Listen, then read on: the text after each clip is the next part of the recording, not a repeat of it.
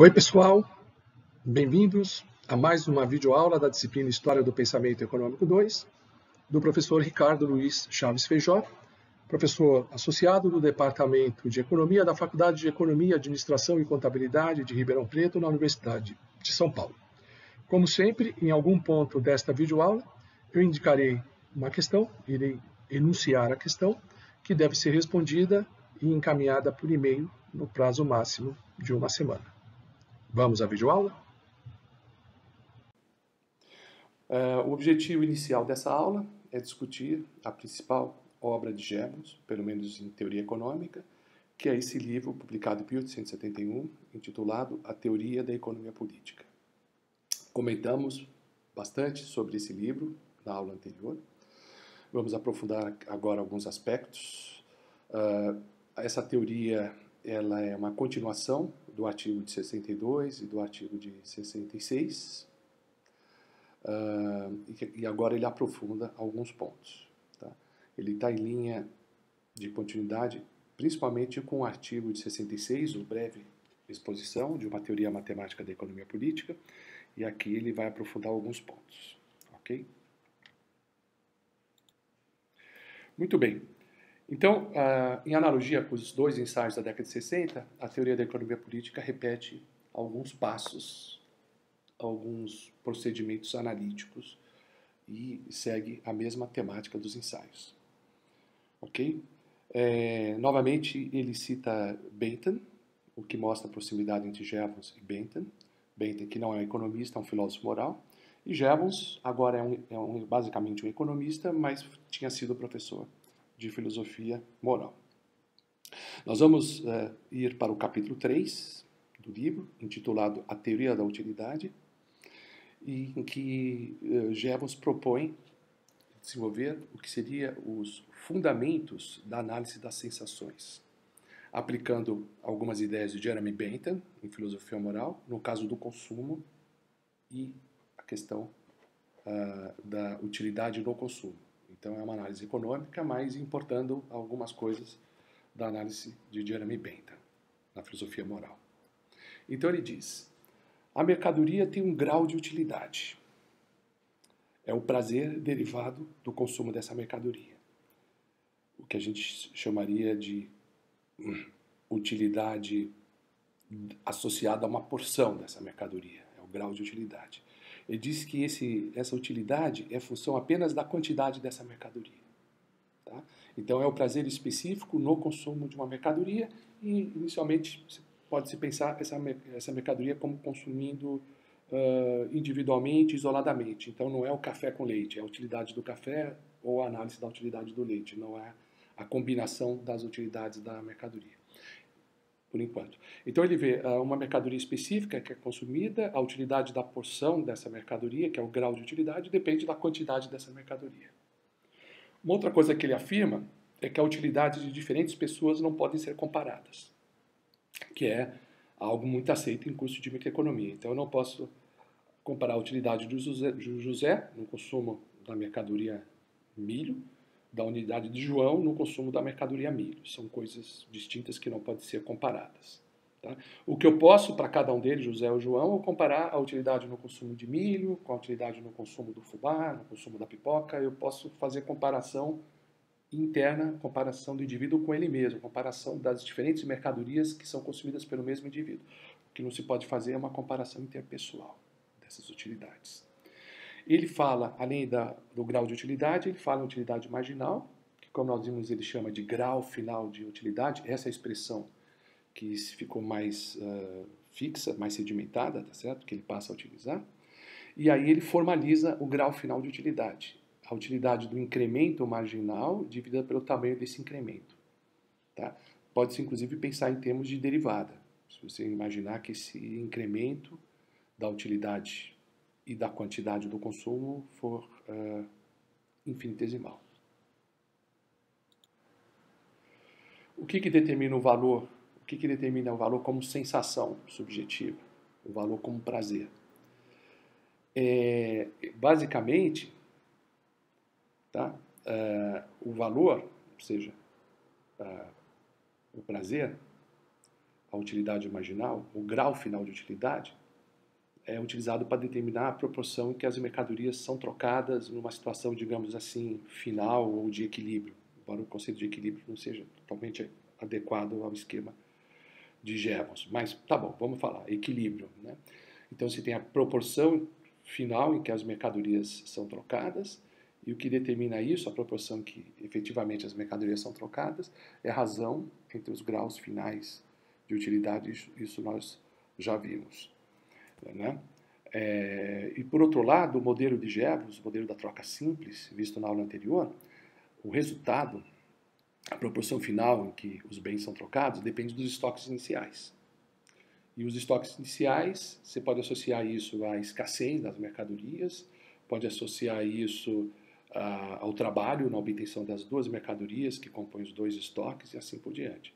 Então você pode dizer que o grau final de utilidade, a razão entre os graus finais de utilidade determina a proporção em que as mercadorias são trocadas, e os estoques iniciais, que afetam o grau final de utilidade, por sua vez, depende da escassez.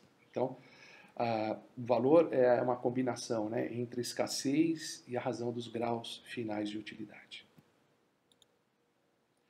Bom, essa utilidade de Jevons, ela pode ser mensurada. Então, na literatura se diz que Jevons era um cardinalista que acreditava na medida da utilidade. Veja, Jevons não oferece um critério operacional, como apontaram os críticos, de como seriam feitas essas medidas da utilidade. E demorou muitas décadas depois para que os economistas tivessem um critério realmente operacional. Mas, tradicionalmente, se associa a Jevons à ideia de que, pelo menos em tese, seria possível uma medida quantitativa. Mas mesmo que não tenha obtido uma medida estritamente quantitativa, o Jevons faz uma ampla discussão de como se daria, quer dizer, que variáveis afetam a medida da utilidade, o que torna a utilidade maior, a utilidade total maior ou menor. Tá? Ele diz, é necessário aos economistas efetuarem um cálculo de utilidade, tá, nas situações mais comuns, mais ordinárias dos homens, em que eles buscam atender às suas necessidades básicas, né, gerar prazer no consumo, ao menor custo em termos de esforço, de dor, de sacrifício, de trabalho. Então é sobre essa situação comum, ordinária, que ele aplica a teoria. Como os homens obtêm o máximo de prazer com o mínimo de esforço. Para tanto, ele começa no capítulo 3, apresentando esse gráfico aí do slide, que é um gráfico muito famoso do Jevons. Bom, no eixo X, pode-se imaginar o consumo de um bem. Tá? O bem vai sendo consumido. Cada canaleta dessa, você pode imaginar 1 minuto de consumo. Tá? Você pode imaginar consumo e tempo de consumo. Tá? O bem vai ser consumido e a gente pode imaginar também que existe um tempo uniforme, tá? Ao longo do qual ocorre o processo de consumo. Tá? O indivíduo vai usufruindo do bem em intervalos.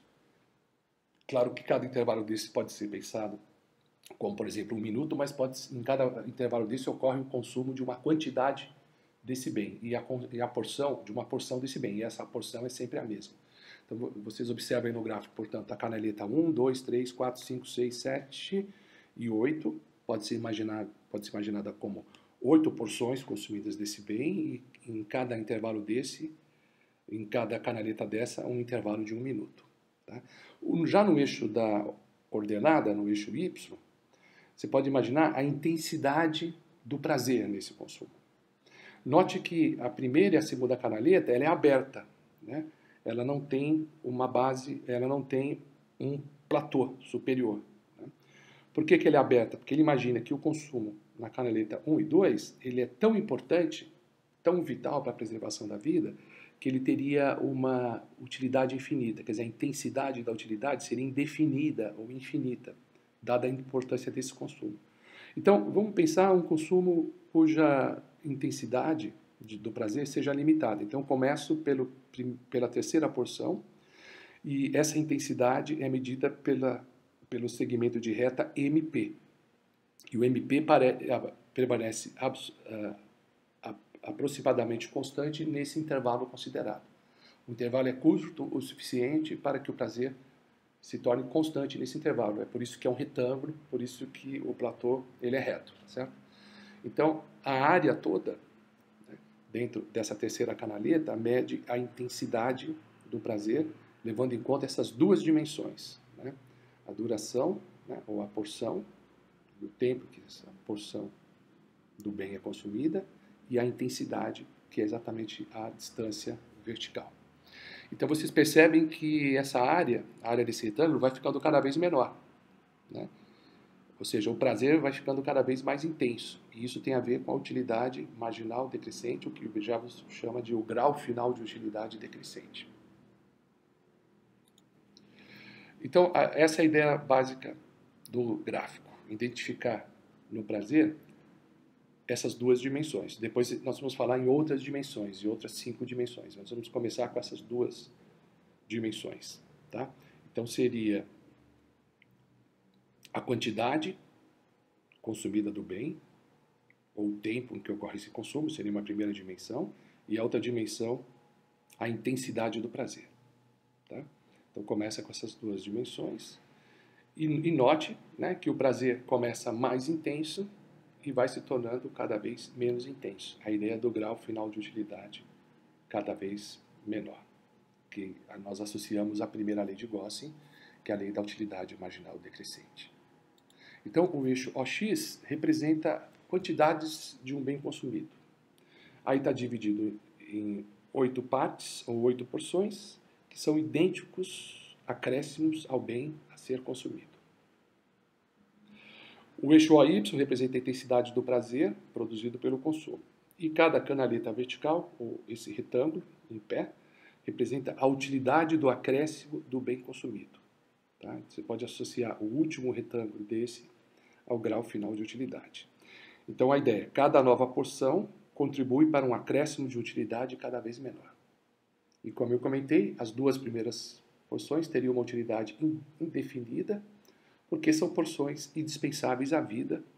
Pode-se inclusive falar em utilidade infinitamente grande. Por isso que a base superior não tem base superior, é uma utilidade sem limite, ou seja, é uma canaleta aberta nesses dois primeiros casos.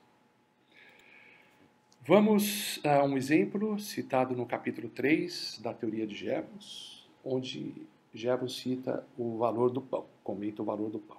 Vamos lá. A utilidade quase infinita de manter a vida, e quando se torna uma questão de vida ou morte, uma pequena quantidade de comida excede em valor todas as outras coisas. Mas quando desfrutamos de nossos suprimentos comuns de alimento, um pão tem pouco valor, porque a utilidade de um pão a mais é pequena, estando nossos apetites saciados por nossas refeições costumeiras. Então, essa situação de utilidade infinita não é uma situação usual. Pega o exemplo do pão. O pão, usualmente, não estamos com tanta fome assim, já comemos o pão no café da manhã, o pão não tem tanta importância assim, a nossa vida não depende do pão. Então, o valor de uma porção do pão, ele é bastante limitado e é relativamente pequeno, né, numa situação normal, cotidiana, em que as pessoas, os indivíduos, já apresentam um certo grau de saciedade em relação a esse bem de consumo. Tá? Então, é isso que Jevons exemplifica nessa passagem. Bom, como varia a intensidade do sentimento? O Jevons vai mostrar que, pela hipótese de construção do gráfico, o sentimento permanece constante dentro de um intervalo. O sentimento, a grandeza do prazer, a importância do prazer, a intensidade do prazer, ela varia, com o tempo varia até continuamente, tá certo? À medida que se aumenta as porções consumidas, né, sequencialmente. Mas o que ele está dizendo é, se considerar um intervalo de tempo suficientemente pequeno, podemos imaginar que essa intensidade seja constante. Por isso que as canaletas elas são desenhadas como retângulos. Vamos ver a passagem do Jevons, onde ele comenta exatamente o gráfico anterior. Podemos imaginar que a intensidade varia ao fim de todo minuto, mas que permanece constante nos intervalos. A quantidade observada em cada minuto pode ser representada como na figura acima, por um retângulo, cuja base deve corresponder à duração de 1 minuto e cuja altura é proporcional à intensidade do sentimento observado no minuto em questão. Ao longo do eixo OX, medimos o tempo, e ao longo das paralelas ao eixo OY, medimos a intensidade. Cada um dos retângulos entre PM e QN representa o sentimento de 1 minuto. A quantidade total de sentimento gerada durante o tempo MN será então representada pela área total dos retângulos entre PM e PQ. Então, olha, cada retângulo desse representa a intensidade do sentimento associada a uma porção ou a um intervalo do tempo. E se você pega 2 instantes no eixo horizontal do gráfico, por esses 2 instantes cabem uma série de retângulos cada vez menores. Então, a área de todos esses retângulos, a soma dessas áreas, fornece a quantidade total do sentimento gerado nesse intervalo de tempo, no caso do intervalo MN apontado no gráfico. Tá? Então, a área sobre esta curva representa a utilidade total. Tá? É como naquelas curvas de utilidade, tá certo? Em que a área sobre ela representa a utilidade total, que é visto na microeconomia. E a derivada da curva é a utilidade marginal. Então ele está chegando nessa ideia, conhecida da microeconomia. Outros temas ainda no capítulo 3 da teoria da economia política. Ele fala, agora vamos imaginar uma mercadoria capaz de diferentes usos. Tá? O exemplo que eu dei na aula passada, né? Milho pode ser usado para fazer pipoca ou bolo de milho. Então, uma única mercadoria, no caso milho, com diferentes usos. Qual é a alocação ótima dessa mercadoria nos seus usos? Quando igualam os graus finais de utilidade em cada uso, conforme nós vimos. Esse raciocínio é desenvolvido no capítulo 3. Né? Os diferenciais de utilidade do milho para produzir a pipoca ou o bolo, eles se igualam. Então, aí tem a alocação ótima do fator milho em 2 usos em 2 produções. E também em 2 tipos de consumo. Agora ele introduz um aspecto que ele já tinha comentado no artigo de 66, na breve exposição, né, da teoria matemática da economia política, que é a questão da escolha temporal, a escolha ao longo do tempo ou intertemporal. É interessante que nessa análise, no final do capítulo 3, o Jevons introduz a ideia de preferência temporal. Então ele fala que há indivíduos que são neutros em relação ao tempo, há indivíduos que preferem o presente e indivíduos que preferem o futuro. Se o indivíduo for perfeitamente neutro em relação ao tempo, ele aloca os bens ao longo de uma sequência de período, igualando as utilidades marginais, igualando o grau final de utilidade. Tá? Então, bem eu posso consumir hoje, posso consumir amanhã ou depois, então como é que eu faço essa alocação? Eu distribuo esse bem ao longo do tempo, desde que o bem não seja perecível, eu vou falar isso daqui a pouco, tá certo? E como o indivíduo é perfeitamente indiferente ou neutro em relação ao tempo, então ele aloca de tal maneira a igualar as utilidades marginais. Como se o tempo fosse o uso, quer dizer, como se fosse o mesmo bem, no caso o milho, que pode ser alocado para a produção de pipoca ou a produção de bolo. Mas aí, nesse problema, é um bem com diferentes usos no mesmo tempo. Agora, vamos supor, o milho para produzir pipoca. Então, eu produzo um pouco de pipoca hoje, um pouco amanhã, um pouco depois da manhã. Então, como é que eu distribuo esse milho, que não é perecível por definição, tá certo? Por hipótese, como que eu distribuo esse milho para produzir pipoca ao longo do tempo? Então, eu faço isso de tal maneira que as utilidades marginais do consumo de pipoca, hoje, amanhã, depois de amanhã, se igualem. Tá? Ora, e se o indivíduo tiver uma preferência temporal, se ele não for perfeitamente neutro em relação ao tempo?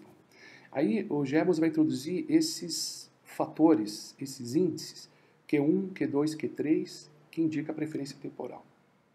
Tá? Então significa o seguinte, quanto maior a preferência temporal, maior o peso desse fator. E aí o indivíduo, ao invés de igualar os graus finais de utilidade, ele iguala o produto QI, UI. Então Q1, 1 é igual a Q2, o 2. Então note, se ele prefere mais hoje do que amanhã, hoje é o tempo 1, amanhã é o intervalo 2. Hoje é o intervalo 1, amanhã é o intervalo 2. Então, se ele prefere mais o dia de hoje que o dia de amanhã, então Q1 é maior que Q2. Então, para que essa igualdade Q1, o 1 seja igual a Q2, o 2, então o 1 é menor que o 2. Então, por que o grau final de utilidade hoje é menor? Porque exatamente ele está consumindo mais hoje. Então, se ele consome mais na data atual, a utilidade marginal é menor. Mas, em compensação, o peso que ele atribui à data, que é o Q1, é maior. Portanto, o produto Q1, o 1 é igual a Q2, o 2. Interessante, né? Então, a preferência temporal é vista na distribuição desses pesos. Essa foi uma ideia interessante, embora atualmente não se use esses índices para indicar a preferência temporal, né? A preferência temporal, ela vai no próprio formato da função utilidade, coisas assim, tá certo? Vocês veem do curso de microeconomia, mas o Gemos trabalhava com esses índices, com esses pesos, que indicavam as preferências temporais. Agora, ele introduz o problema do risco. Por exemplo, no modelo que eu citei, na alocação temporal do milho, existe o risco, por exemplo, que o milho desapareça, que o milho apodreça, tá certo? Que o milho seja confiscado.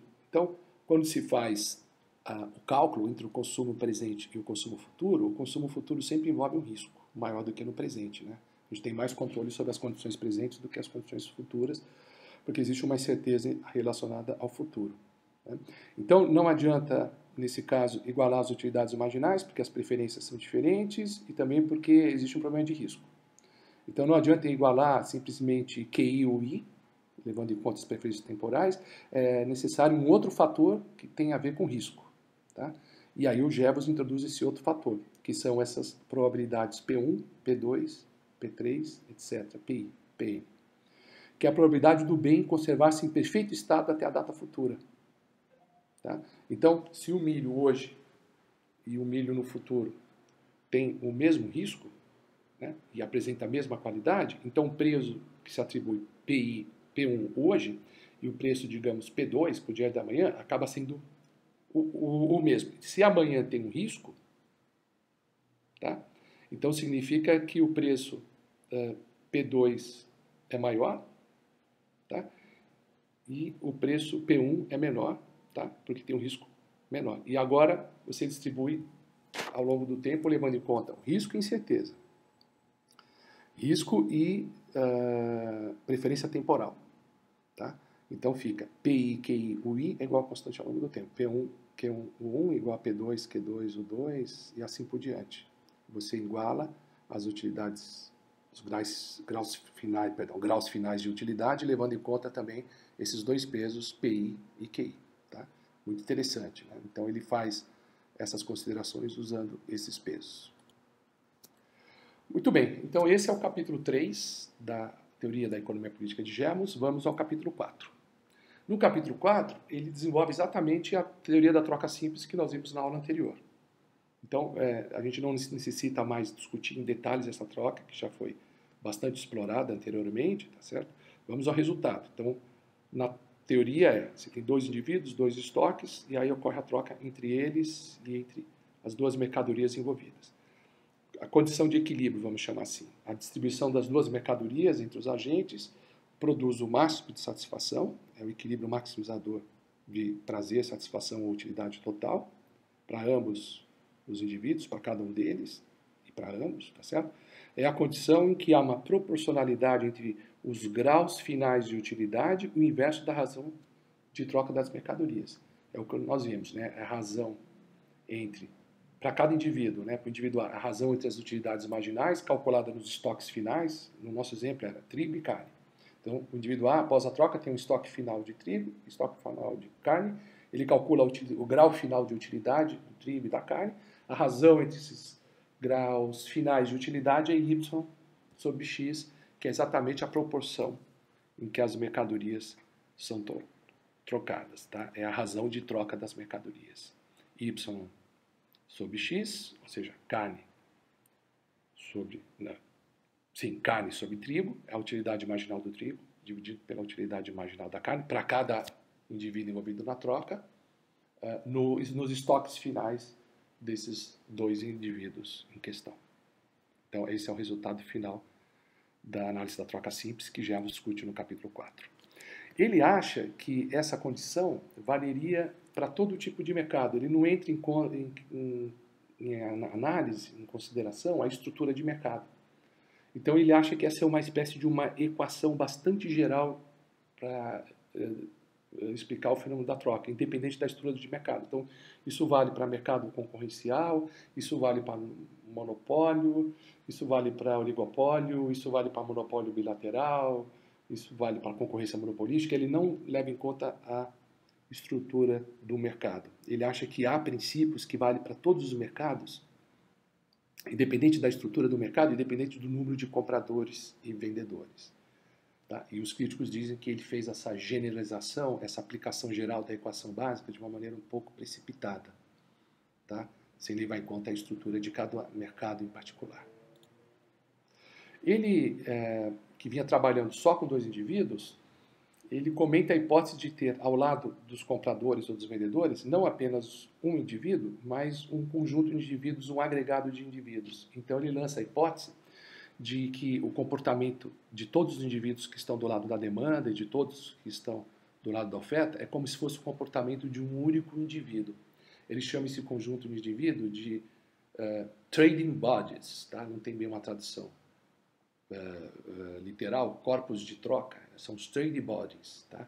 Onde tem do lado de compradores e vendedores um conjunto de indivíduos, e ele trabalha com a hipótese que o conjunto pode ser modelado como se comportasse como um indivíduo só de cada lado.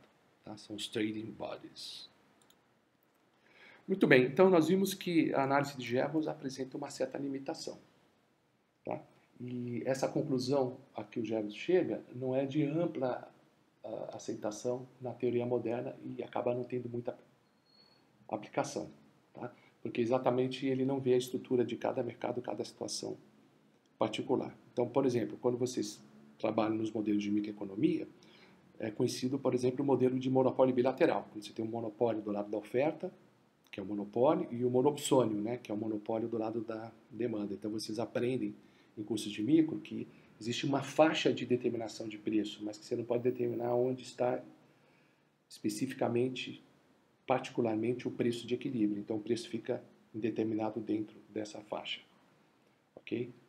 Então, nem sempre se chega ao equilíbrio da troca simples, e nós vamos ver em Walras que Walras ele mostra que mesmo na troca simples, o equilíbrio pode não existir ou pode ter múltiplos equilíbrios. O Walras não percebeu isso. Tá? Muito bem. O mérito da análise de Walras é relacionar preços com grau final de utilidade, com utilidade marginal. Isso é importante, tá certo? Entender que você tem uma relação de preços que é proporcional à relação das utilidades marginais, que esses preços correspondem a um ponto de maximização da utilidade total.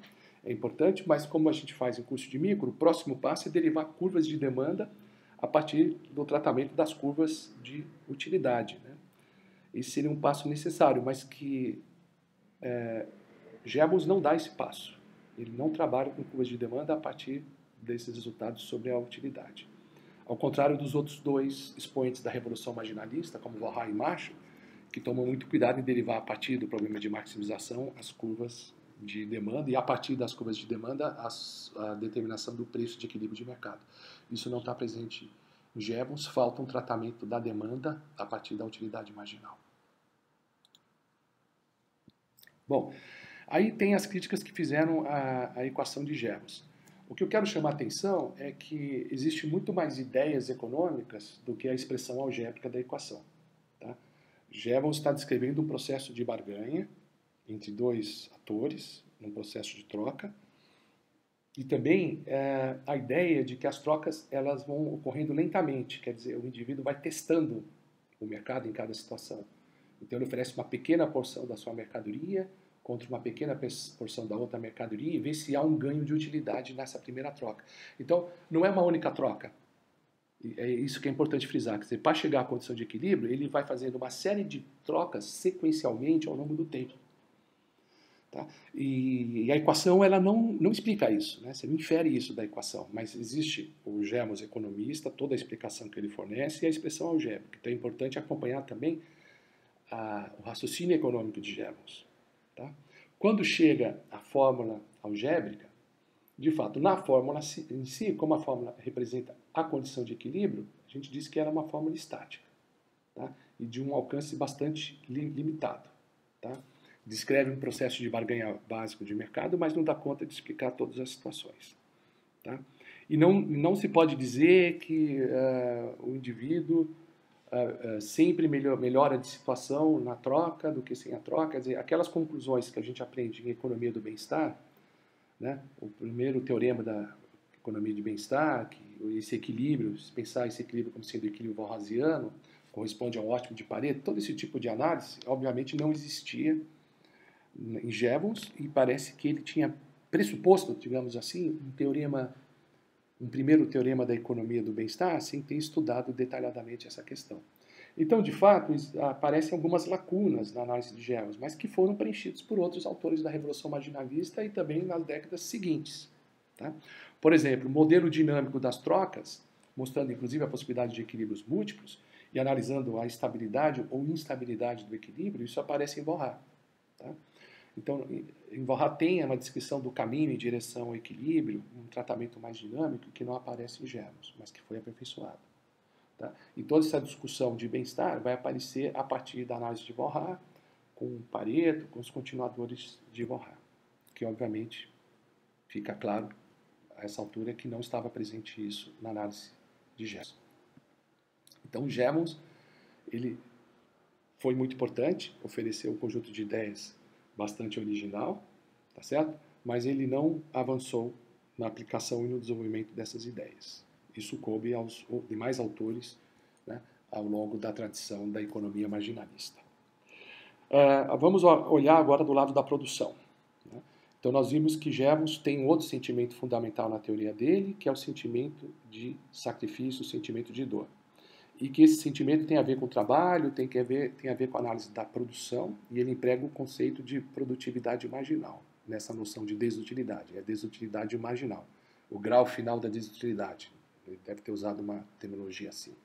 Tá? Mas ele não desenvolveu uma teoria da produção, apesar disso. Tá? Ele não desenvolveu uma teoria de custos marginais. Ele não faz como nos livros de microeconomia, onde você tem, a partir de uma análise da produção, uma análise dos custos, a derivação da curva de oferta. Ele não fez isso. Ele não derivou uma curva de oferta a partir dos custos marginais. Ele não tem uma teoria da produção e uma teoria de custo. Ele simplesmente associa a produção com o esforço em trabalho, com o sentimento, né, psicológico, subjetivo da dor ou do sacrifício. Então, assim como ele não derivou curvas de demanda das curvas de utilidade, ele também não deriva curvas de custo marginal, curvas de oferta, tá certo? A partir do sacrifício do trabalho. Tá? Ele simplesmente expressa uma teoria do custo psicológica, em termos de desutilidade, em termos de dor, tá certo? Mas ele não constrói uma teoria da produção, uma teoria dos custos, uma teoria da firma a partir disso. Tá? Ele simplesmente lança luz a um aspecto subjetivo, tá, da análise da oferta de trabalho em termos de custo em sacrifício e dor. Outro aspecto interessante do Jevons, que aparece inclusive nos artigos dos anos 60, é a teoria que relaciona juros com capital.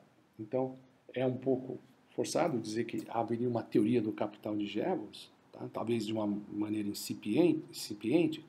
Jevons está falando mais em capital variado, ou variável, né? Que é o capital associado ao sustento dos trabalhadores. E aqui cabe uma observação, né? A diferença entre capital fixo e capital circulante, que aparecia nos economistas clássicos em geral. O capital fixo é uma máquina que tem um lento desgaste, quer dizer, a mesma máquina opera vários processos de produção, vai se desgastando lentamente, portanto é um capital fixo. E o capital variável é aquele que praticamente ele vai junto com a mercadoria. Então, sei lá, a tinta da camiseta. Então, a cada camiseta leva uma porção dessa tinta. Tá? Não, capital circulante. Então, esse é o capital circulante. Né? E a ideia de capital constante e capital variável aí é introduzido por Karl Marx. Né? Então, o capital constante é o capital dos fatores de produção em geral, que não está associado com a mão de obra, e o capital associado com a mão de obra é o capital variável. Ele chama variável porque é o capital que gera mais valia. Então, essa terminologia é de Marx. E na teoria de capital de Jevons, ele se refere a capital como isso que é transferido no sustento dos trabalhadores. Então, de fato, é capital variável na terminologia de Karl Marx. Então, ele vai tentar relacionar, né, a quantidade de capital variável acumulada com a taxa de juros. tá? Fazendo uma generalização entre produção, produtividade, quantidade de capital e juros, tá? Tentando estabelecer uma fórmula que permitisse relacionar o estoque de capital com a taxa de juros. Mas não é o desenvolvimento de uma teoria de capital. Tá? Os primeiros autores nas décadas seguintes que desenvolveram isso foram principalmente os autores da segunda geração da escola austríaca, Visser e Bamberg, que eram discípulos de Menger, que aí sim tem uma ideia de capital com a sua estrutura do capital. Tá? Ok? Os diferentes componentes do capital, a maneira como eles se relacionam, né, na estrutura da produção, isso aparece na escola austríaca. Isso vai vir depois, mas existe uma intuição inicial que pode ser encontrada em Jevons.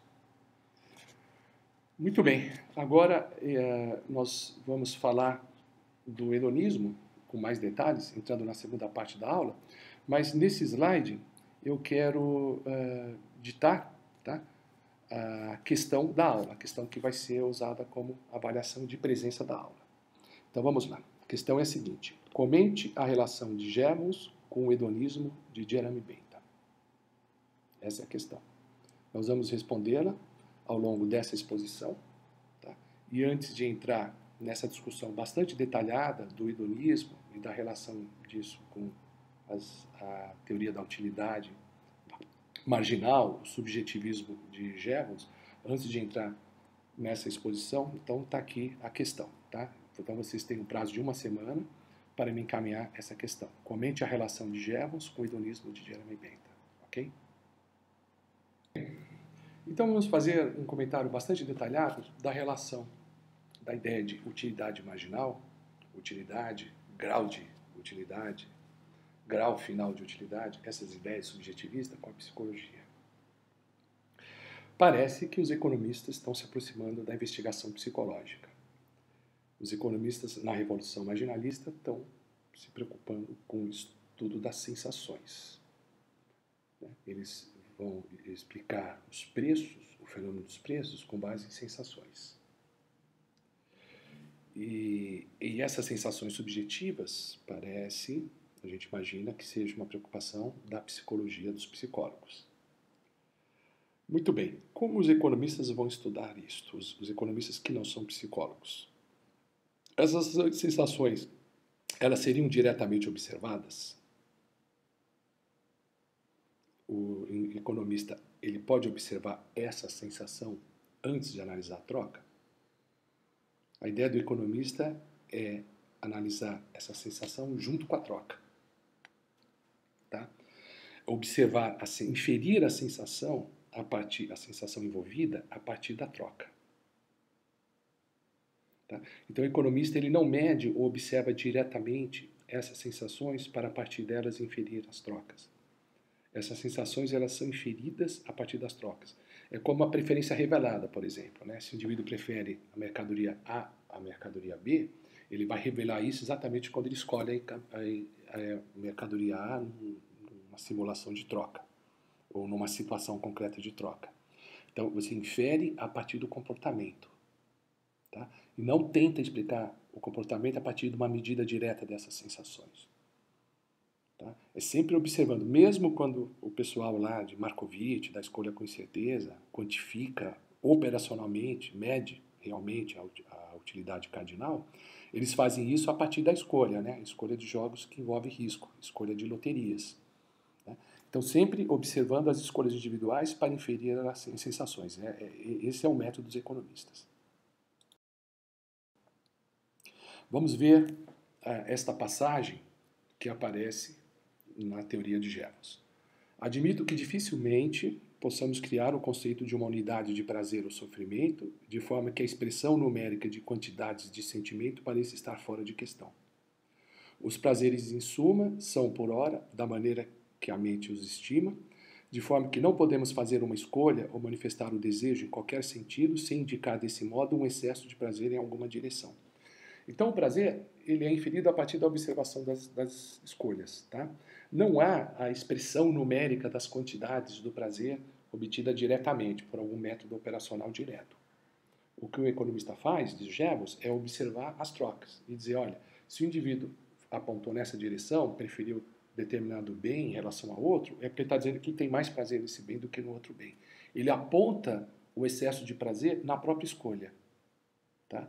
A escolha revela o sentimento, então, pela observação da escolha, se chega à análise do sentimento. É isso. Tem aqui, em reforço a essa ideia, uma passagem no livro de Jevons, em que ele evoca um outro autor da época, chamado Ben, no livro As Emoções e a Vontade. E o Ben escreve: é uma simples proposição equivalente a afirmar que o maior de dois prazeres, ou que parece como tal, dirige a ação resultante, pois é essa ação resultante que sozinha determina qual é o maior. Tá? Então, a ação resultante, a ação final, você pode ter, digamos assim, vetores de prazer, que apontam direções não necessariamente iguais, aí tem a resultante desses vetores de prazer. A resultante é o que aponta a ação. Tá? Então, a ação, ela vai dizer qual é o prazer que predominou. O maior prazer é aquele que aponta na direção dessa ação.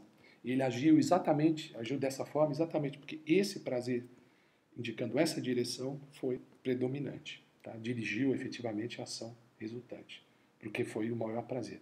Ou seja, a ação indica para onde aponta o excesso de prazer, como se fosse a teoria da preferência revelada. Né? Ele agiu porque ele prefere, porque ele revelou que tem essa preferência. Então, o prazer aponta exatamente na direção da ação. Ora, aí entra a discussão da filosofia hedonista, da relação do hedonismo com a teoria da utilidade. Então, um parênteses para a gente discutir o hedonismo. O hedonismo, ele diz o seguinte, olha, o indivíduo ele age movido pela busca do prazer. Tá? Mas, para se pensar na filosofia hedonista, é mais do que isso. Tá? É a ideia, o indivíduo hedonista, ele busca o prazer, e busca o prazer de uma maneira imediata e de uma maneira egoísta, digamos assim.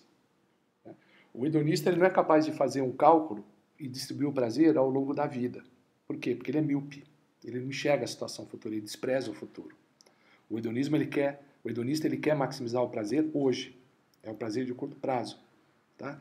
Então, sei lá, um aluno, ele pode estudar para a prova do professor Feijó, e aí ele pode ter uma boa nota em HPE, isso pode fortalecer o currículo dele, pode abrir algumas oportunidades. Então, o indivíduo que não está sendo hedonista, ele quer se beneficiar, ele quer o prazer dele, mas ele quer o prazer ao longo de toda a vida. Ele tem um horizonte longo no cálculo desse prazer.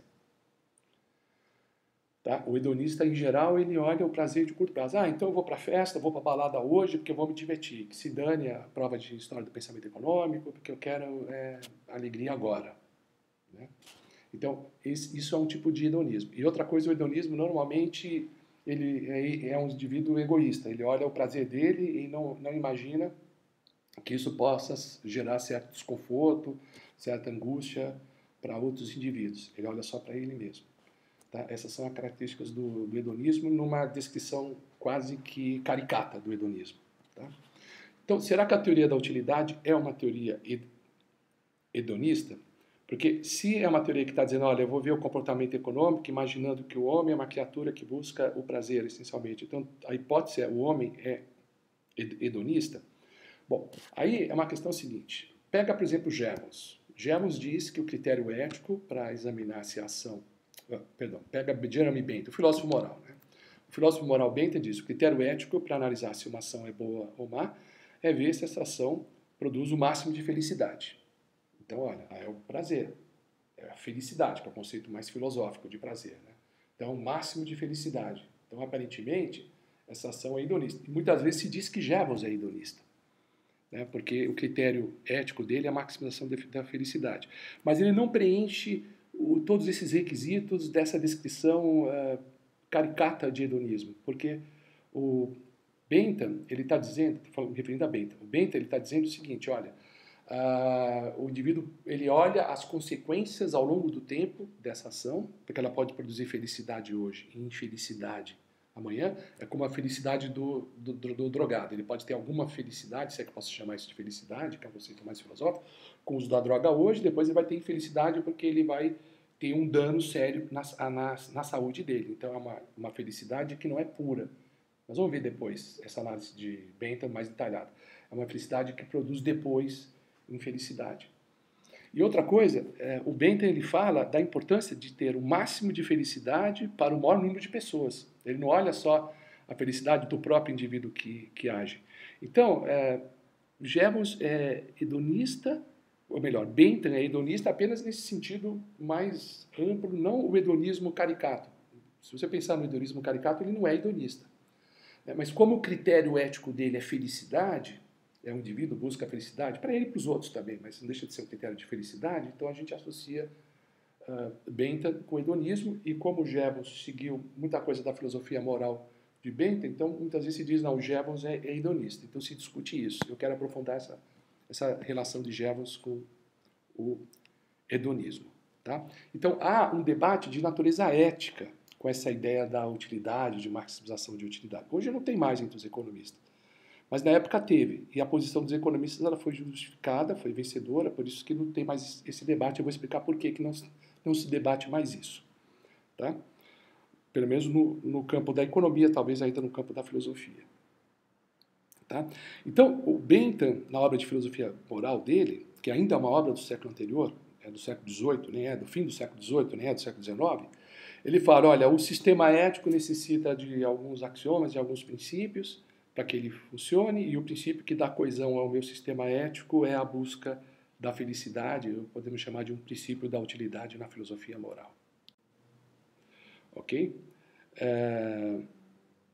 O Jevons teve uma formação em filosofia moral, ele foi professor de filosofia moral. É claro que ele pensou a ética do ponto de vista filosófico, tá certo? Mas quando ele está discutindo a economia, ele é utilitarista, mas é utilitarista econômico. Então, não confunda a teoria da utilidade na economia, utilidade marginal no consumo, com o conceito de felicidade, que é a utilidade do ponto de vista da filosofia moral. Ele vai usar a teoria da utilidade, que nós vamos ver, não é necessariamente hedonista, para construir um sistema teórico em economia. Precisa separar a filosofia da economia, a filosofia moral da economia nesse sentido. Muito bem. Então, do ponto de vista não caricato, a gente pode dizer que Bentham é adepto do hedonismo, porque ele tem como critério felicidade. Tá? Mas não é, como eu disse, a vertente egoísta do hedonismo, é o que a gente chama de hedonismo universalista. É a ética consequencialista de um hedonismo universalista. Tá? Então ele diz, a conduta é um bem ou é um mal? Vamos olhar as consequências sobre a felicidade coletiva. Vamos olhar as consequências não apenas sobre a felicidade do próprio indivíduo que age, mas sobre os demais indivíduos. Por isso que diz que é uma ética universalista, um hedonismo universalista. E a ação é tida como boa ou portadora do bem ético se levar pelos seus efeitos, olha a consequência da ação, se levar pelos seus efeitos na coletividade a máxima felicidade ao maior número de pessoas. Esse é o critério ético para avaliar a ação. Então, esse é o utilitarismo ético consequencialista, tá? Associado à tradição de Bentham. É uma tradição que é antiga, que já está presente em autores gregos da antiguidade, e tem um livro de um autor chamado Francisco Vergara, um livro da editora Nobel, que esse livro foi muito importante na minha formação, que ele descreve o que seria a visão ética do liberalismo. E ele separa duas vertentes do liberalismo. É importante a gente fazer esse parênteses para demarcar algumas ideias. Né? Ok? Então, o liberalismo político e filosófico, a partir do século XVIII, digamos assim, né, o liberalismo clássico, você pode identificar duas concepções éticas liberais. Tá? Você tem essa ética do Bentham, que é liberal, que é a ética consequencialista, que olha a felicidade para quem age para o maior número de pessoas. Existe uma outra tradição liberal, ética, que é a ética dos franceses, a chamada ética dos direitos naturais ou ética dos direitos do homem. Curiosamente, essa visão ética liberal influenciou muito a Carta de Fundação dos Estados Unidos, da América. Tá? Então, todo homem tem direito à vida, tem direito à propriedade, tem direito à liberdade de ir e vir, tem direito à propriedade privada, à liberdade de se deslocar, etc. Tudo isso é a ética dos direitos do homem, tá? Que é a ética construída com base em preceitos éticos de valor absoluto. Então, todo mundo tem direito à vida. Então, vou provar que a partir do direito à vida e do direito à liberdade, um outro direito fundamental, nenhum homem pode ser escravizado, por exemplo. Tá? Então, eu vou provar que a escravidão é um mal ético, provando que a instituição da escravidão viola alguns direitos fundamentais. Tá? E esses direitos fundamentais aparecem como axiomas de um sistema dedutivo. Assim como tem os axiomas de Euclides, ponto, reta, plana, aí deriva toda a geometria, ponto, reta, plano, deriva toda a geometria plana. Na ética da tradição dos direitos do homem, você tem alguns valores éticos, alguns preceitos éticos, e a partir desses preceitos, de uma maneira dedutiva, lógica, você deduz um amplo sistema ético mostrando que certas instituições são desejáveis e outras são aprováveis, tá certo? Ok. A ética de Bentham não é a ética axiomática, é a ética consequencialista, ou seja, não há valores a priori que devam ser observados, não. O bem e o mal é avaliado pela consequência, pelos efeitos da ação. Tá? Ela é consequencialista. Mede o grau que uma ação é desejada pela utilidade da ação, a utilidade dela na geração de prazer para o indivíduo que age e para a coletividade. Tá? Então, essa é uma versão da ética, com base na medida da felicidade, é chamada de utilitarismo ético. Tá? Então, veja que o utilitarismo ético é uma coisa, a escola da utilidade marginal em economia é outra coisa. Tá? E outra coisa, nem sempre os marginalistas, adeptos da teoria da utilidade, eram utilitaristas no sentido ético. Tá? Okay? E a revolução marginalista ela não transformou os economistas em hedonistas. E tudo isso precisa ser desfeito e precisa ser bem compreendido. Muito bem, vamos detalhar um pouco o sistema da ética da filosofia moral de Jeremy Bentham. Tá? Então, Bentham fala que é necessário medir e quantificar o prazer e a dor, a felicidade e a infelicidade de uma ação. Porque a partir desse cálculo é que os filósofos vão dizer se a ação ela é boa, é desejável do ponto de vista ético ou não. Tá? Então, é interessante que o Bentham ele se preocupou em medir a felicidade, medir a dimensão do prazer, analisar as circunstâncias que produzem mais e menos esse prazer. E, evidentemente, o Jevons vai trazer essa análise de Bentham para a economia, para analisar o prazer do consumo. Muito bem, vamos ver a medida dos sentimentos para análise moral. Tá?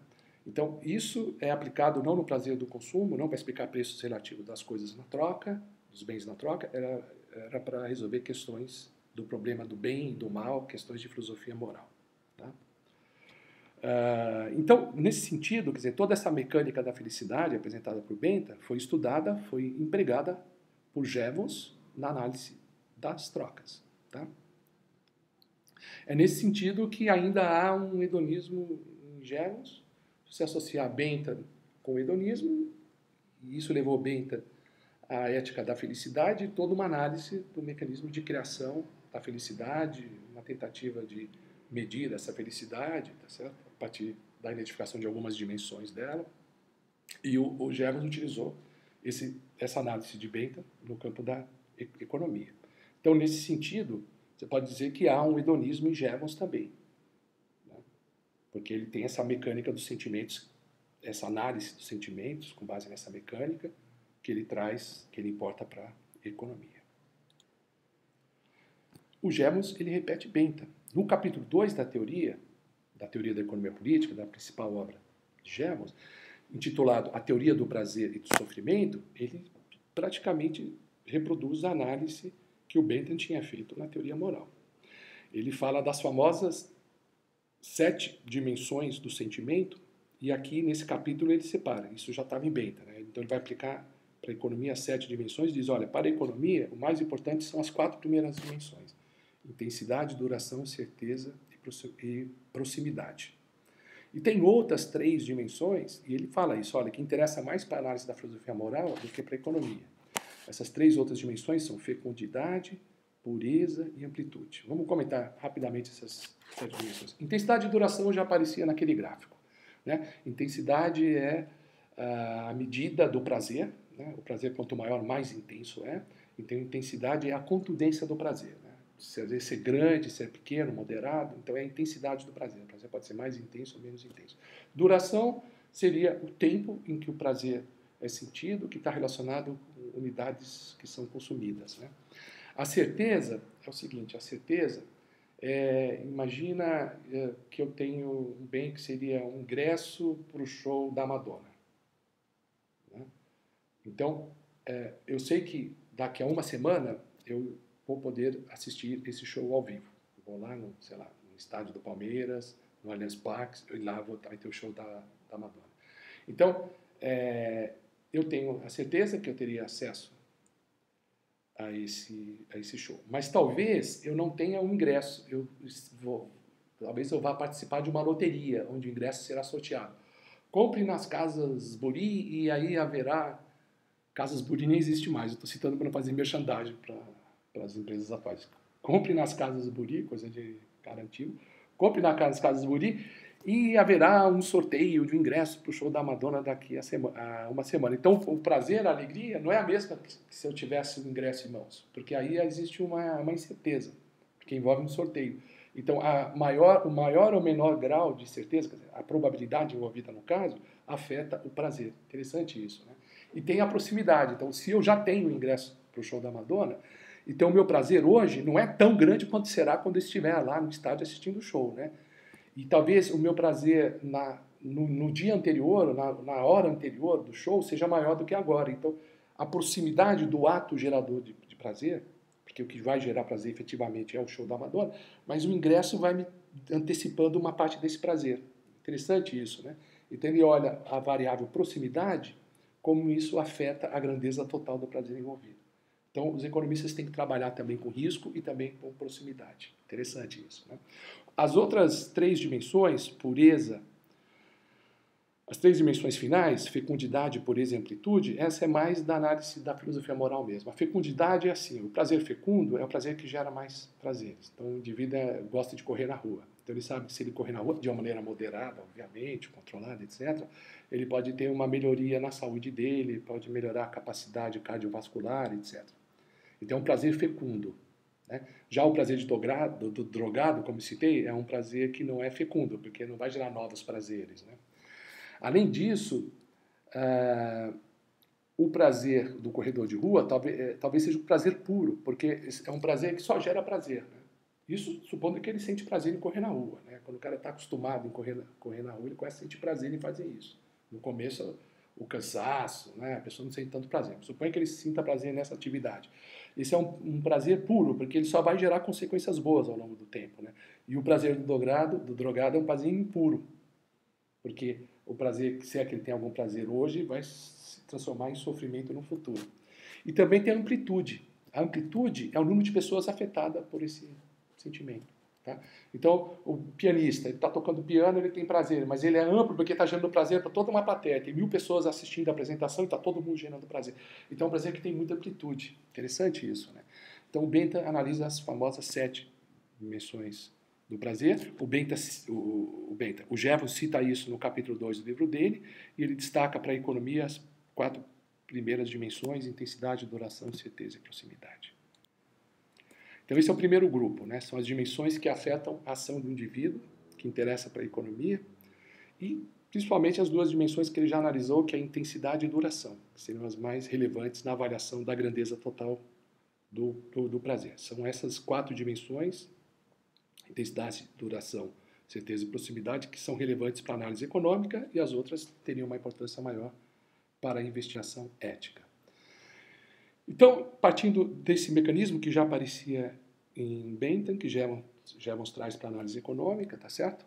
Ele vai fundamentar toda a análise econômica a partir do capítulo 3. Então, ele faz essa carta de intenções, essa apresentação inicial, e depois ele vai utilizar essa mecânica da análise do prazer na explicação da formação dos preços, por exemplo. Ora, a questão que a gente coloca é se há essa proximidade entre Jevons e Bentham, e se Bentham pode ser visto como um hedonista mesmo, um hedonista não caricato, tá certo? Então parece que a Revolução Marginalista, principalmente na versão de Jevons, está propondo uma psicologia capenga, tá? Porque a hipótese de que o comportamento humano seja hedonista foi refutada pelos psicólogos, inclusive da época, do final do século XIX. Tá? Essa é uma psicologia obsoleta e não razoável. Aí eu ponho esse burrinho aí para dizer, olha, uma psicologia capenga. Então, será que os economistas estão utilizando uma visão psicológica que não é aceita nem pelos próprios psicólogos. O homem não é assim, o homem não é hedonista. Vamos recordar quais são as principais proposições psicológicas do sistema de Jevons que ele prega na economia. São duas leis, digamos assim: a utilidade marginal decrescente, a desutilidade marginal crescente. Aqui o enunciado delas: qualquer pessoa, ao consumir unidades sucessivas de um bem, né, sem intervenção no tempo, sucessivas, né, ao longo do mesmo intervalo de tempo, derivará de cada unidade sucessiva menos utilidade do que a derivada na unidade anterior. Então, o grau final de utilidade, utilidade marginal, é cada vez menor. E o que é a lei da desutilidade crescente? É o custo psicológico do trabalho, é a dor, o sofrimento, o sacrifício do trabalho. Diz que a cada hora mais trabalhada, o sacrifício é cada vez maior. Então, a desutilidade é crescente. Seriam as duas leis psicológicas fundamentais empregadas pelo economista e parece bastante razoável. Acho que ninguém iria refutar essa lei, a princípio, né? Você pode dizer, não, mas não é a partir da primeira hora. Talvez o sacrifício da primeira hora de trabalho seja maior do que da segunda, porque na segunda já está acostumado, a primeira ainda está se adaptando. Aliás, o Adam Smith falava isso, né? Sim, mas vamos dizer, a lei da desutilidade marginal eventualmente crescente, que a partir de um certo ponto se torna crescente, ou a utilidade marginal eventualmente decrescente, que sempre chegará a um ponto em que a utilidade marginal se torna decrescente a partir daí. Sempre há um ponto em que a desutilidade marginal se torna crescente a partir daí. Você pode interpretar essas leis dessa maneira também, não tem nenhum problema. Bom, são preposições psicológicas, né? A partir delas, o Jevons explica muita coisa. O mercado, a troca simples, é oferta e demanda. Do lado da oferta tem a desutilidade, do lado da demanda tem a utilidade. A desutilidade e a utilidade são dois sentimentos utilizados na explicação do preço. Do lado, mais detalhadamente, do lado da oferta, da mão de obra, então tem o sacrifício do trabalho, que explicaria a quantidade disponível do bem para ser ofertado, tá certo? E a ideia é, o esforço do trabalho é desconfortável, pode ser que a partir de um ponto, quando o indivíduo está acostumado com o trabalho, produza um certo prazer, mas continuando o processo, há um ponto em que se gera crescentemente uma dor ou desutilidade líquida, que o prazer começa a perder para a dor. Gera mais dor do que o sofrimento. Se eu gravar essa aula por uma hora e meia, ok. Se eu ficar 5 horas gravando essa aula, chega uma hora que vai ser um sacrifício, tá certo? E a ideia dele é usar isso para determinar a quantidade de horas trabalhadas, né? Então, o trabalhador, como é que ele maximiza a utilidade ou minimiza a desutilidade, né? Determinando o número de horas trabalhadas, né? Então, ele vai, porque cada hora trabalhada gera um benefício. Supondo que trabalho é sacrifício. O benefício é o salário, é a recompensa do trabalho. Se é um trabalhador por conta própria, sei lá, se é um caçador, é o número de caças, o número de presas que ele obtém a cada hora caçando. Certo? Então ele tem um benefício e o sacrifício é o desconforto, é a dor, o sofrimento do próprio trabalho. Então ele iguala na margem, né? Ele iguala a utilidade marginal do benefício, seria a caça lá que ele recebe, e a desutilidade marginal de uma hora empenhado na caça. Então ele iguala na margem o sofrimento com o prazer gerado. Então isso serve para determinar o número de horas que ele vai estar empenhado no trabalho dele, no caso, na caça. Veja, então ele tem uma teoria da utilidade que tem algumas aplicações para olhar o lado da oferta, para entender, por exemplo, o número de horas trabalhadas, né? Mas ele não vai muito além disso, tá? Ele não constrói uma teoria da produção e a partir dela uma teoria de custos, e a partir da teoria de custos a determinação da curva de oferta da mercadoria, né? No máximo, a teoria da utilidade serve para elucidar certos aspectos da oferta de trabalho, tá? Ok? Ele simplesmente iguala a utilidade marginal do produto com a utilidade marginal do trabalho, né? A utilidade marginal do processo de produção, para explicar o número de horas trabalhadas. E não vai muito além disso para determinar realmente a função de oferta. Tá? E uma teoria da produção, uma teoria dos custos, etc. Então, ele usa essas duas proporções psicológicas para explicar o preço. Tá? E o modelo dele tem um estoque de bens na posse de cada consumidor e a troca simples que nós vimos. 2 indivíduos, 2 mercadorias e a solução, que é a equivalência entre a proporção em que os bens são trocados, né, o preço relativo dos bens, e o inverso da relação entre as utilidades marginais dos estoques finais de posse do indivíduo. Então, essa é essencialmente a conclusão a que ele chega utilizando essas leis psicológicas. E aí tem um problema de estoque inicial, né? Na verdade, o estoque inicial é uma hipótese do modelo, mas você pode também investigar como que são formados os estoques iniciais, já que os estoques iniciais vão afetar a razão das utilidades finais e a relação de troca dos bens. Como que é determinado o estoque inicial? Vamos aplicar a teoria psicológica da produção, né, do sacrifício do trabalho. Então, o indivíduo permanece trabalhando, comparando sempre a desutilidade marginal do trabalho com a utilidade marginal da recompensa, né, da mercadoria recebida em troca do trabalho, até o ponto em que as duas utilidades, ou utilidade e desutilidade, se encontram. Veja, então, no esquema de Jevons, é importante essas duas leis psicológicas, esses dois sentimentos, prazer e dor, utilidade e desutilidade. Nem todos os economistas da Revolução Marginalista utilizam a ideia de desutilidade. Tá? O Vorra, por exemplo, não tem uma variável que explica um custo do sofrimento, tá? E mostrar como o custo do sofrimento afeta preços, né? Então ele não isola essa variável custo do sofrimento em Vorra. Os austríacos acham que esse custo, na verdade, é derivado da própria demanda, não é associado à oferta. Tá? No fundo, é a utilidade marginal mesmo que é o determinante último dos preços. Tá? E que essa desutilidade marginal seria parte da utilidade marginal. Tá? Porque isso é totalmente subjetivo e aí você não tem como separar a utilidade e desutilidade. Simplesmente são sentimentos. Tá? Alguns autores acham inapropriado separar a utilidade e desutilidade, mas mesmo entre os austríacos, por exemplo, von Bawerk, que é da segunda geração da escola austríaca, discípulo de Mengele, disse que tá bom, vamos deixar a desutilidade como sentimento separado e vamos empregá-lo na análise microeconômica. Tá? E a gente pode aceitar, e hoje em dia mesmo na microeconomia você pode se aceitar modelos com desutilidade, né, que é um sentimento que coordena com o outro, que é a utilidade, tá certo? E emprega os dois sentimentos prazer e dor na formação dos preços como Jevons, tá certo? Mas, embora tenha até hoje algum uso, né, teoria da desutilidade, Jevons empregou apenas para determinar a oferta de mão de obra. De fato, ela não é muito desenvolvida, tá, no modelo de formação de preços. Então, bastante limitado o emprego de Jevons do conceito de desutilidade. A desutilidade é importante, portanto, em Jevons, junto com a utilidade, tá certo? E, na verdade, assim, são fatores que estão presentes na formação dos preços. Para entender e evitar, inclusive, algumas críticas equivocadas das revistas, dos grandes economistas da época, a gente precisa entender a análise de Jevons como um todo. Então, você tem diversos fatores que envolvem a formação dos preços, né? Então, trabalho, desutilidade, a quantidade do bem que vai estar no estoque, né? A utilidade marginal, que é produzida a partir no ponto final das trocas, e depois a formação dos preços relativos. Entender todos esses fatores como um conjunto de fatores que operam simultaneamente na determinação do preço.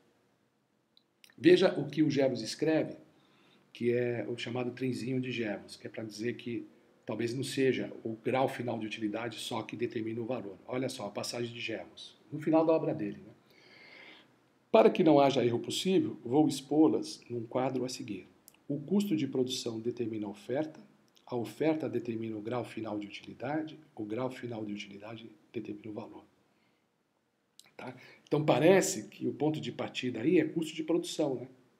E a partir do custo de produção tem a oferta tem o grau final de utilidade, o grau final de utilidade determina o valor.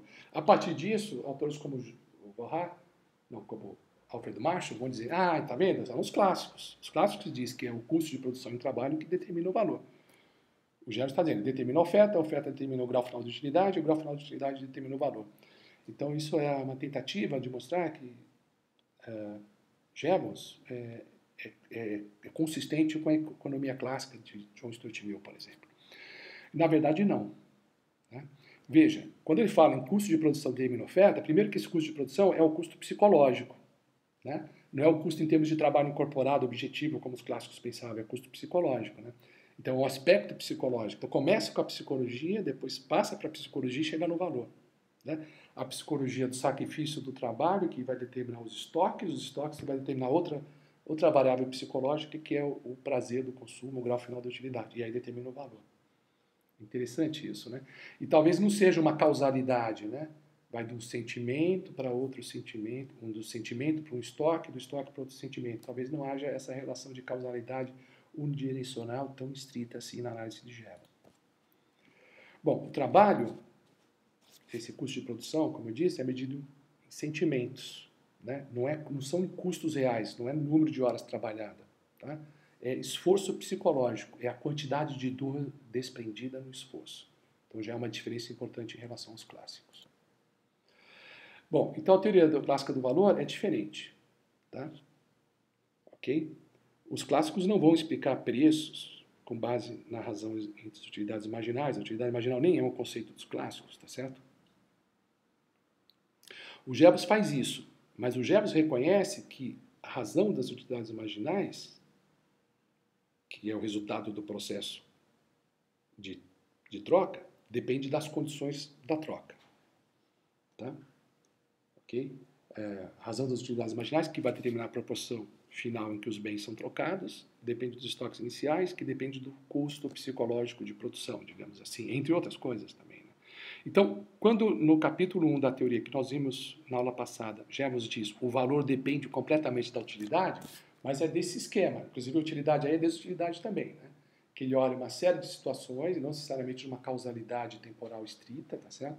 Uma série de situações, o sacrifício do trabalho, o prazer do consumo, a formação dos estoques, que explica a formação dos preços relativos. Então, seria a teoria circular? Porque, assim, olha só, quando o trabalhador faz o cálculo do quanto ele deve trabalhar, ele olha o quanto que ele vai receber de bens para consumir, né? Então, mas quando ele avalia o bem, tá, ele precisa do preço do bem, tá? Porque o salário dele é um salário nominal. Então ele tem que comparar o salário nominal com o preço do bem para saber quantos bens serão trocados por esse salário, né? Então, mas o preço do bem ainda não é conhecido, né? Porque o preço do bem vai depender dos estoques iniciais, vai depender do resultado da produção dele. Então ele não pode usar o preço do bem, ou seja, para avaliar o salário dele, para determinar quantas horas ele vai trabalhar, porque ainda não está determinado isso, no momento que ele decide quanto trabalhar, né? Olha o que eu escrevo ali. O cálculo do montante ótimo de trabalho requer de antemão o conhecimento dos preços do bem produzido para chegar a essas utilidades marginais que são comparadas com o esforço adicional do trabalho. São comparadas com as desutilidades marginais do trabalho. Como os preços são teoricamente obtidos a partir dos estoques, então parece que tem uma circularidade, né? Tá certo? O estoque depende da hora trabalhada, o estoque é usado para determinar preço, mas o estoque depende da hora trabalhada, tá certo? Mas a hora trabalhada precisa do preço, mas o preço ainda não foi determinado, porque a partir das horas trabalhadas chega a ser um estoque, chega a ser os preços. Então é uma coisa que ainda não está disponível para o trabalhador fazer o cálculo dele, né? Então parece que a teoria é circular, você não sabe por onde começar. Se você começa pelo preço, se você começa pelo esforço, pela decisão de quantas horas trabalhar, então parece que Jevons estaria caindo numa polaridade. Uma outra opção é dizer que existe uma certa determinação simultânea, né? Tá certo? Os estoques iniciais, os preços de mercado são formados meio que simultaneamente, não tem uma sequência temporal explicitamente definida, ou dizer que na prática o trabalhador não pode escolher dessa maneira o tempo de trabalho, tá certo? Porque ele não conhece as utilidades a priori, só a posteriori, após o trabalho, né? Então o modelo não poderia ser um modelo de causalidade unidirecional ao longo do tempo. Ok? Outra coisa, como é que explica o volume de estoque? Tá? Porque o estoque não vai depender apenas da quantidade de trabalho, né? Depende do quanto ele dispõe de outros fatores, depende da função de produção, né? Não é a única variável que determina o volume de estoque, é o número de horas trabalhadas, depende da eficiência desse trabalho e da combinação de outros fatores, né? Então teria que levar em conta essa condição mais real e mais complexa, para ver a relação entre a dor e o sofrimento e o estoque do bem disponível. Jevons seria hedonista? Não vou discutir o hedonismo em Bentham, que certamente influenciou Jevons. Bentham, ele era hedonista no sentido não caricato do hedonismo, certo? Mas vamos ver a relação de Jevons com o hedonista e dos economistas a partir da Revolução Marginalista com o hedonismo, tá? Então, primeiro que ele fala assim, ó, qualquer motivo que atraia certo curso de conduta, os economistas chamam de prazer. Qualquer motivo que nos afasta de efetuar determinada tarefa, a gente chama de dor. Então, ele não entra na análise do conteúdo do sentimento, né? Além do fato de que o sentimento é inferido a partir da ação. Tá? Por que isso é importante? Porque o hedonismo, o sentimento dele tem que ser um sentimento de prazer num sentido muito particular, que a gente chama de prazer hedonista, né? Que é um prazer que atende às necessidades fisiológicas. O hedonismo tem isso, né? É o prazer do porco, né? Tem uma famosa frase: eu prefiro ser um Sócrates insatisfeito que um porco satisfeito. Então é o prazer do porco. O porco, ele tem prazer se ele comer milho, não importa que ele pode engordar, depois ele não consegue nem andar e depois vão transformar ele em banho. Ele não está preocupado com isso. Ele age movido pelo prazer de comer milho. Então, o porco hedonista. Né? Tá? Então, o hedonismo ele dá um conteúdo muito específico do prazer. É o prazer que atende necessidades fisiológicas. Não necessariamente é esse prazer, certamente não é esse prazer que os economistas Jefferson estão pensando. É alguma coisa que leva a uma ação. Não necessariamente um prazer fisiológico imediato. Então, embora certamente Jevons tenha influência do hedonismo, alguns falam que Gossen também tem influência do hedonismo, isso é menor em Valra e Menger, mas tem que levar em conta assim, o hedonismo dele é o hedonismo de Bentham, que é universalista, que não é um hedonismo caricato, tá certo? E Jevons não entra na discussão do conteúdo do prazer, que tipo de prazer, tá? Ok? É exatamente por isso que os economistas não se preocupam mais com essa questão, porque eles não fazem nenhuma hipótese realmente hedonista do conteúdo do prazer.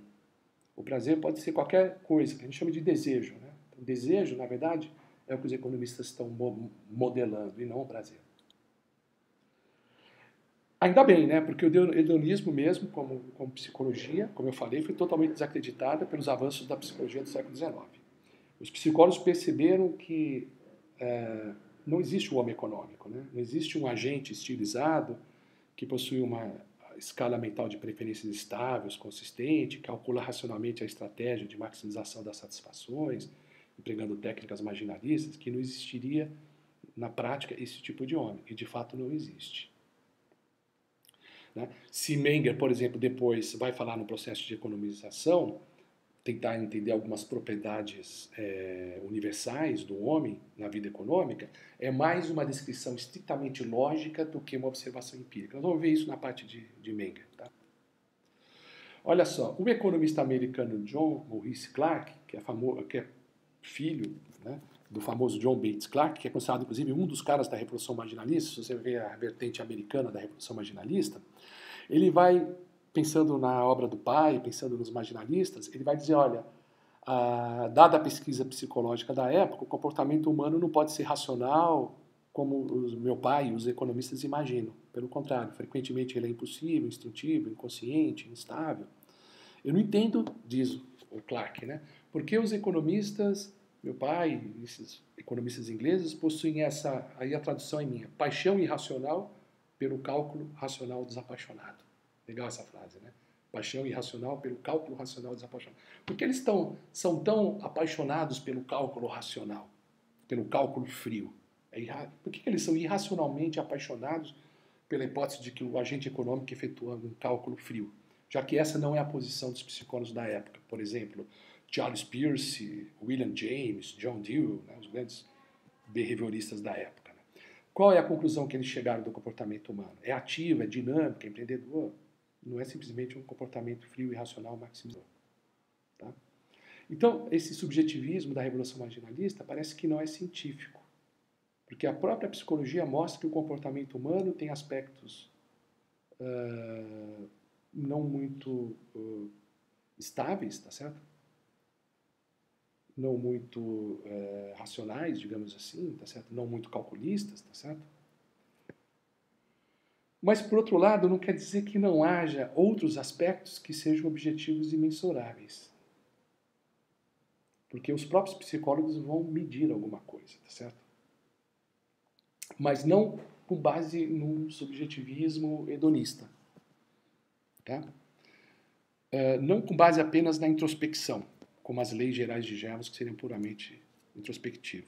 A introspecção não é suficiente. O psicólogo se apega à análise empírica O psicólogo se apega, como eu vinha dizendo, à análise empírica do comportamento real.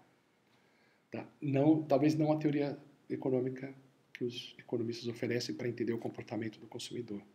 Será que essa teoria de Jevons e a dos outros revolucionários estão preparados para responder às questões que são tratadas pelos economistas, pelos psicólogos? Como os consumidores respondem a novas situações? Como as preferências são formadas e alteradas com o tempo? Como a propaganda influencia as vendas? Como as forças sociais interferem no comportamento do agente? Qual é o papel dos hábitos, dos costumes e da emulação social?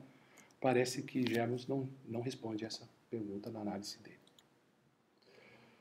Parece que os marginalistas não se preocupam com esses aspectos psicológicos, tal como estudado pelos psicólogos, tá certo? Aplicando-os no estudo da análise do agente real. A teoria da utilidade dos economistas seria excessivamente abstrata e descolada da realidade, dos estudos empíricos dos psicólogos. Seriam os economistas hedonistas? Será que todos os economistas assumem hedonismo como hipótese comportamental e o próprio Jevons? Vamos ver. Dizer que as ações humanas são conduzidas pelo desejo individual, isso não é hedonista. Como eu falei, precisa analisar o conteúdo desse desejo. E da maneira como Jevons coloca, ele cita aquele autor bem, na verdade aquilo parece mais uma tautologia do que uma constatação empírica. De fato, deve ser entendido como tautológico. Por quê? Ele observa o curso de ação e trabalha com a hipótese que aquele impulso de ação ele é conduzido por um impulso. Dizer que o homem age com base de um impulso, ok, não tem nenhuma hipótese hedonista nisso. Tá? E simplesmente o que o economista está analisando é o desejo associado a esse impulso. Não importa o conteúdo hedonista desse desejo, se esse desejo é satisfação hedonista ou não. Simplesmente o que os economistas estão dizendo é que há um impulso que guia a ação. Isso não é hedonista. E Jevons não é hedonista. Como que entraria o hedonismo? Tá? Quando se associa esse desejo à satisfação hedônica. Quando não se faz a distinção entre desejo e satisfação hedônica, aí você pode dizer que o economista está assumindo a hipótese hedonista, coisa que o economista não faz. Tá? Se eu digo, né, que o desejo do homem, quando age, é simplesmente a satisfação hedônica do consumo, como o porco consumindo milho, aí o economista está usando a hipótese do hedonismo. Mas ele não precisa dessa hipótese. Ele só precisa da ideia do impulso, do desejo. Esse é o ponto. O desejo não precisa ser proporcional à satisfação hedônica. A utilidade do bem, tá? O poder de satisfação do bem, tá certo? É o desejo pelo bem. Tá? O desejo não precisa ser um desejo hedônico. Tá? É simplesmente algo que leva, é um impulso que leva os homens a disputarem o bem, a almejarem o bem. Não importa o conteúdo desse impulso. Tá? Então, os preços, no fundo, estão relacionados ao desejo e não à satisfação hedônica. É isso que os economistas precisam, é isso que eles fazem na teoria da utilidade. Aquele prazer é um prazer em termos de medida de desejo. É o que leva os homens, impulsiona os homens, conduz os homens a quererem bens, a se sacrificarem pelos bens, a pagarem pelos bens. Tá? O Alfred Marshall percebeu isso. Tá? E ele disse, olha, precisamos separar desejo e satisfação hedônica. Tá certo? Ok? E o Marshall vai dizer mais. Quando eu falo em satisfação hedônica, eu me relaciono com a base fisiológica imediata. Tá? Eliminar o desconforto, suprir a sede, a fome, atender às pressões do organismo, às demandas do organismo. O economista não precisa se prender a isso, ele pode fazer um modelo do desejo humano de uma maneira geral, o que leva o homem a desejar um bem. Impulsos, hábitos, até morbidez, pode ter autoabnegação, não precisa ser egoísta, pode ter expectativas, as expectativas podem ser erradas, então tem várias coisas que levam o homem a desejar o bem, não necessariamente uma satisfação hedonista. Ok? Mas o próprio Marshall disse que é difícil, na prática, separar esse desejo abstrato do economista da satisfação hedônica, tá certo? Mas é isso, não há hipótese do hedonismo, tá, no trabalho dos economistas marginalistas subjetivistas. Que é preciso separar, portanto, desejo e satisfação. Tá? Embora seja difícil evitar, explicitar essa separação na teoria econômica. Né? Ok? O próprio Bombardier que diz, olha, essa questão é besta, tá? Essa questão não é importante, tá? Senão vai levar a um agnosticismo, a gente vai perceber que não é possível dizer se o economista está sendo hedonista ou não, tá certo? Não há princípios que mostram a relação entre desejo e satisfação, então é melhor esquecer esse conceito e entender só que nós não somos hedonistas, economistas, nós economistas. O Pigou, ele vai dizer o seguinte, olha, quando a gente trata de bens ordinários, ok, a gente pode falar em satisfação, até hedonista, mas é bem ordinário, o organismo busca se manter, tá certo? Então, quando os indivíduos, quando os agentes falam, quando os economistas moderam agentes que buscam bens de primeira necessidade, tá certo? Os agentes estão, de fato, procurando roupas, comidas, alguma coisa, desejam isso para satisfazer necessidades primárias. Então, você pode dizer que, nesse caso, existe uma satisfação hedonista, porque o organismo tem esse lado hedonista, ele precisa sobreviver, tá certo? Então, a gente pode dizer que, para bens básicos, é satisfação mesmo nesse sentido. Mas o consumo, mas a teoria do consumidor não é só a teoria do consumo de bens básicos. Tá? E uma outra coisa também é a relação do desejo com o objeto. Né? O objeto desperta o desejo, mas não necessariamente é uma propriedade objetiva do objeto que eu associo a esse desejo. Tá? Muitas vezes os homens imaginam que o objeto seja capaz de obter esse resultado, o objeto não leva esse resultado. Sei lá, pega uma fruta, fala, essa fruta tem mais vitamina C que a laranja e a acerola, vamos comer muito essa fruta. Aí descobre que essa fruta não tem essa vitamina C, que não provoca o efeito coisíssimo alguma. Então havia aí, no caso, uma falsa representação, um equívoco. Mas tem um desejo, né? Eu tenho um desejo de tomar esta porção mágica, se eu tomar um banho com esse líquido aqui, é um banho de descarrego que vai me proteger. Pode ser que não tenha propriedade nenhuma, mas você deseja esse líquido fabuloso, mágico, e paga por ele. Então, na verdade, você está pagando por uma coisa que não vai ter efeito. Isso ocorre muito na vida real, no dia a dia. Os exemplos são muitos, vocês podem imaginar. Tá? Então, os homens, eles almejam objetos. Tá? Independente até da capacidade desses objetos gerarem efetivamente utilidades ou prazeres. O que existe é os que os homens desejam, esses objetos, e tem impulsos que aproximam o homem na direção desses objetos, não importa se são hedonistas ou não. Tá? Existe um cálculo que é feito a partir desses impulsos, não necessariamente é um cálculo hedonista. Tá? O comportamento do homem pode ser muitas vezes impulsivo, instintivo, inconsciente, instável, tá? O que significa que não seja possível estabelecer um cálculo racional para explicar o comportamento de mercado. Isso é interessante. Né?